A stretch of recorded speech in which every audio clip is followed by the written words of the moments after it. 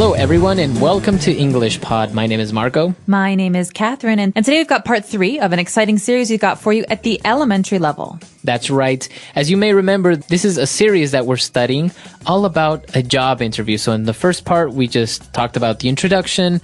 The second part was talking about your personal background. And now we're going to talk about your educational background. Okay, so the key topic here today is education. Let's take a listen to this dialogue, and we'll be back in a minute.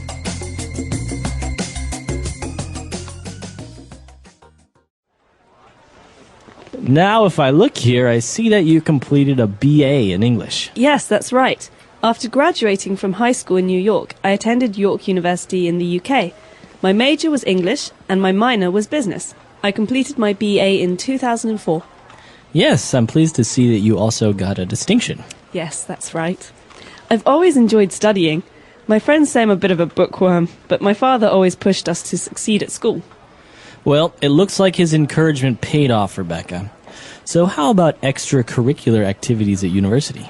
Well, I've always been keen on writing, so I became the editor for the university student newspaper, which I really loved. Also, I volunteered for a group called Shelter to help the homeless in New York. What did that involve? Providing warm meals and shelter, especially in the winter months. I found it really fulfilling to be part of that group. I'm sure. Okay, now let's move on to your work experience, shall we? Yeah, okay. Okay.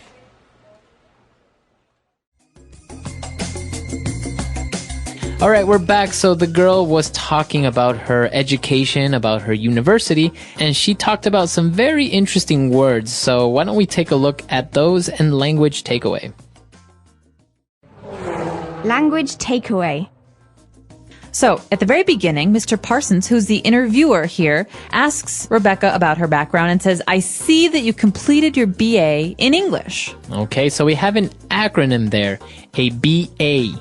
This stands for bachelor's, or usually a 4-year degree at the beginning of your university studies. That's right. So it's a type of degree, right? A BA is, as you say, your bachelor's degree, and it usually takes 4 years. That's right. You have a Bachelor of the Arts, BA, but you also have a Bachelor of Science, which is a BS. So as you can tell, one is for the arts, like art history, music, things like that. The other is for sciences, like physics or chemistry. Very good. All right, so she has a BA in English, so she obviously studied the English language in university.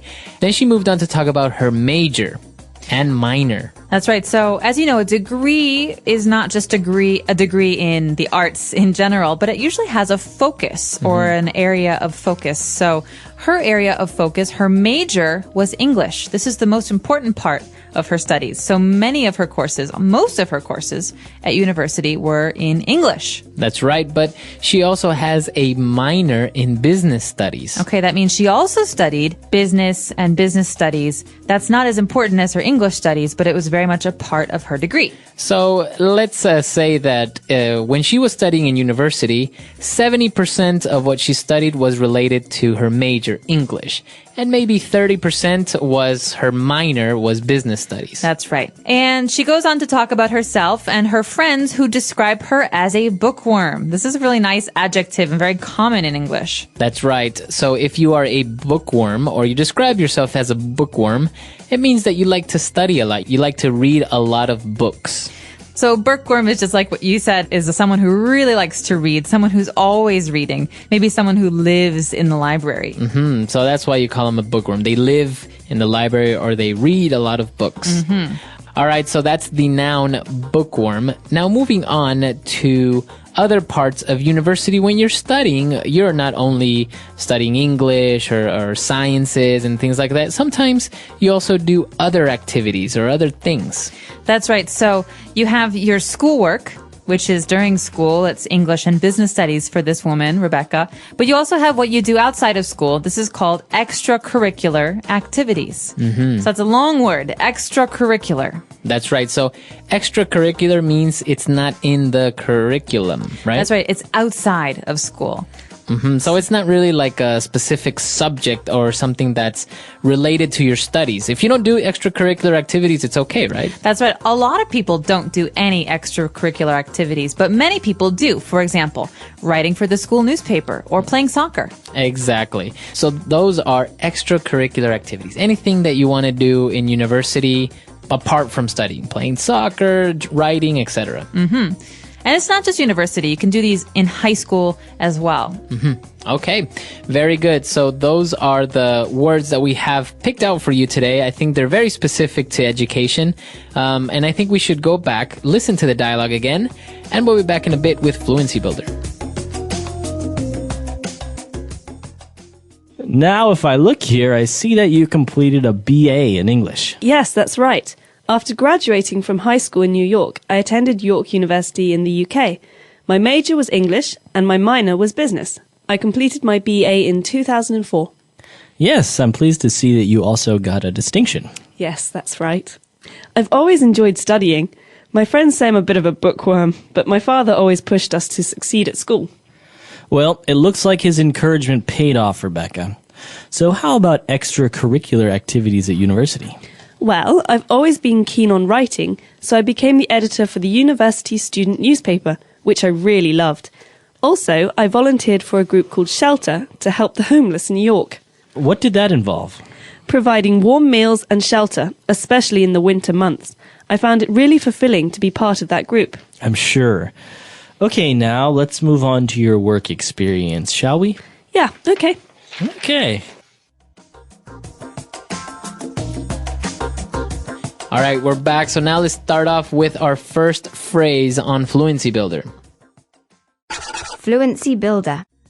So Rebecca's talking about her father and her friends, and she says she's a bookworm, but her father always pushed us, that means her and her family members, her siblings, to succeed. And this verb, to push us, to push someone, is very important because it's not the same as like to push a door. Right. So it's not physically that you're pushing somebody.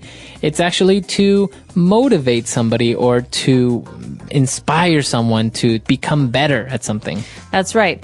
So to push someone is to encourage them to do something bad. It's not always a good thing. So Right. she was always pushing me to do what she wanted to do, not what I wanted to do. That means someone's always trying to influence you or to get you to do something. Exactly. So as you say, to push someone is to influence them, to motivate them, to encourage them to do something good or bad.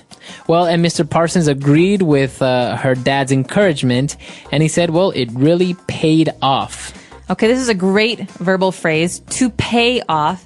This means to have benefits. Okay, so all of your hard work really paid off. So you can see the results. You can see the positive results of your hard work. It paid off. You could even ask someone, all that hard work, did it pay off? Right.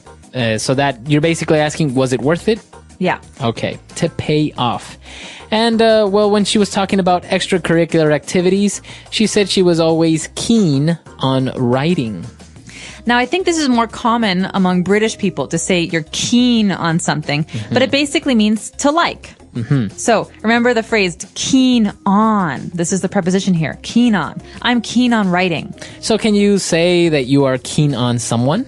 Yes, you can. That means you like someone, maybe romantically. Okay, so it's kind of, as Catherine said, a more of a British thing, but it's correct and you can use it in replacement of to like. I think it also sounds a little bit more formal. Instead of saying, well, I've always liked writing, if she says, well, I've always been keen on writing, I think it sounds nice. A little smarter. Yeah. All right. And our last word, it's actually an interesting word. It might be a little bit complicated to understand, but when she said that, volunteering was very fulfilling and to be part of a group. Okay, fulfilling sounds a lot like the word filling, but you shouldn't confuse these two because the meaning is very different, right? So something that is fulfilling makes you feel really good. You maybe you don't make money from it or you don't get a lot of praise from it, but it still makes you feel happy about life for yourself or something. So you get satisfaction. Now notice the pronunciation. You don't say fulfilling. No, you say fulfilling. Fulfilling. So the L there is kind of silent. Kind of optional. But maybe you could ask someone, what do you find fulfilling in your life? Or you can ask, do you think your job is fulfilling? Yeah. Okay. So a lot of great words there, a lot of interesting things related to education and not so much. Why don't we go back and listen to the dialogue one last time?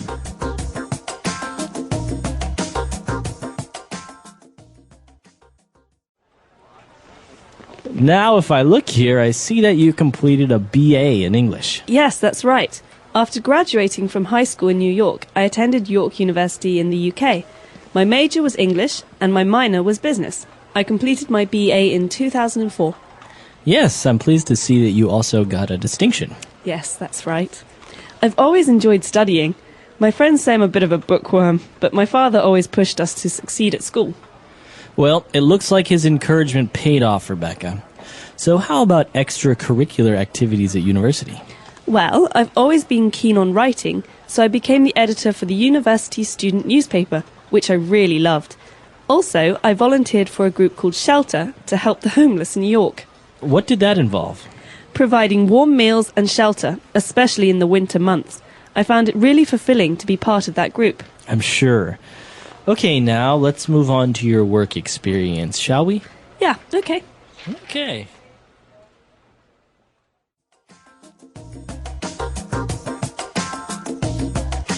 All right, so talking about going to university, I think they used a really specific verb there that's worth mentioning. She said, I attended York University in the UK. So to attend.